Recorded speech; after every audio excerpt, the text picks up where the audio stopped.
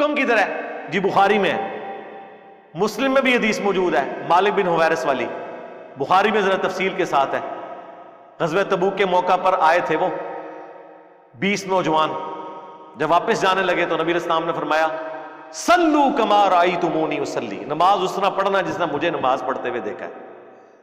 اور مالک بن حویرث بخاری مسلم میں روایت کر رہے ہیں کہ میں نے رسول اللہ کو نماز پڑھتے ہوئے دیکھا، شروع کرتے وقت وہ ہاتھ اٹھاتے، رکوع میں جاتے وقت اٹھاتے، اور رکوع سے سر اٹھاتے وقت اٹھاتے۔ بخاری میں صرف ہاتھ اٹھانے کا ذکر ہے، مسلم میں ہے کانوں تک اٹھاتے، کانوں تک بھی ثابت ہے اور کندھوں تک بھی۔ تو مالک بن حویرث نبی علیہ السلام کی وفات سے 1.5 سال پہلے مسلمان ہوئے ہیں، اور ایک جملے میں اس طرح نماز پڑھنا جس طرح مجھے پڑھتے ہوئے دیکھ رہے ہو۔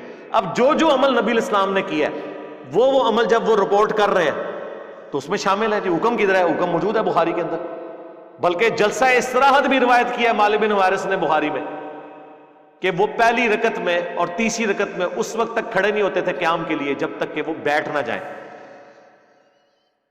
اس کے علاوہ بھی بخاری میں نبی علیہ السلام نے تیزی سے ایک صحابی کو نماز پڑھتے ہوئے دیکھا تھا، تو اس میں آپ علیہ السلام نے کیا فرمایا تھا؟ سکون سے نماز ادا کرو، تکبیر کہو، پھر قرات کرو، پھر رکوع میں، پھر جب پہلا سجدہ کرو تو بیٹھ جاؤ، پھر دوسرا سجدہ کرو، پھر بیٹھو، اور پھر اگلی رکعت کے لیے کھڑے ہو۔ اس میں جلسہ استراحت کا حکم ہے، 6251 نمبر حدیث ہے صحیح بخاری کے اندر۔ تو یہ جوامع کلمات ہیں۔ جب نبی علیہ السلام نے کہہ دیا کہ میرا طریقہ اس کے علاوہ گمراہی ہے تو منع۔ پھر اگلا پتہ کہتے ہیں نہیں ٹھیک ہے، ثابت نہیں ہے، منع بھی نہیں ہے، لیکن گناہ کا کام تو نہیں ہے نا، اس میں کون سا گناہ ہو گیا؟ ہم کہتے ہیں رکو ذرا، صبر کرو۔ جنازے کی اذان کہاں پہ منع ہے؟ جی وہ ثابت نہیں ہے۔ نہیں یہ تو دلیل نہیں آپ نے لینی، آپ کہتے تھے منع کہاں ہے؟ جی منع تو نہیں۔ عید کی اذان کوئی منع نہیں، صرف حدیثوں میں یہ آیا کہ دیتے نہیں تھے، منع تو کہیں نہیں کی۔ اور بخاری مسلم میں حدیث ہے اذان کی آواز سن کر شیطان جو ہے وہ پیٹ پھیر کر بھاگ جاتا ہے، اس کی ہوا خارج ہو جاتی ہے۔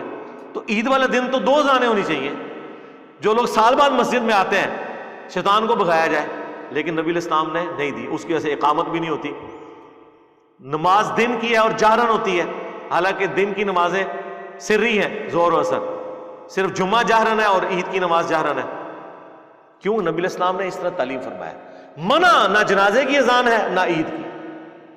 پھر وہاں کہیں گے نہیں ثابت نہیں ہے، بس آپ کو جواب مل گیا کہ آپ بھی جو کچھ کر رہے ہیں وہ ثابت نہیں ہے۔